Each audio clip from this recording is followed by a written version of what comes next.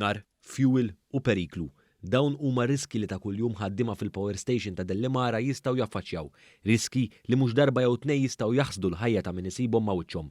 Kien għalhekk li l-ġimgħa 23 ta' Lulju sar eżerċizzju ta' taħriġ għall-emerġenzi fl-istess Power Station ta' Dellimara, eżerċizzju li involva simulazzjoni ta' inċident. Dwar din is-simulazzjoni u d-dettalji dwarha, One News tkellem mal-Inġinier Michael Falzon mill-Lena Malta. Is-simulazzjoni kienet tinvolvi inċident bħal kieku jista' jsir waqt manutenzjoni ta' tank tal-fuel fej simulazzjoni kienet li ħareġ xi fuel ħannar u weġġew in-nies u daw kellhom jiġu salvati mbagħad mit-teams intervjenu.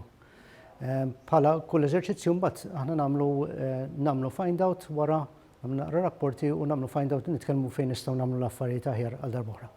Kollox fuq il-post assistew 9 vetturi tad-Dipartiment tal-Protezzjoni Ċivili flimkien ma' 25 uffiċjal tal-istess dipartiment u anke dawk mill-Korp tal-Pulizija fost oħrajn. L-Inġinier Damien Baldacchino tenna li dan l-eżerċizzju bil-liġi jrid isir kull sentejn sabiex jevalwa s-sitwazzjoni u l-mod ta' kif Lena Malta hija preparata għal dawn it-tip inċidenti li jistgħu jinqalgħu. Għal iktar informazzjoni fuq x'għandu jiġri f'każijiet ta' emerġenza bħal dawn, Lena Malta għandha l-informazzjoni lill pubbliku fuq il-website tagħha li wieħed jista' jirreferi għaliha hemmhekk.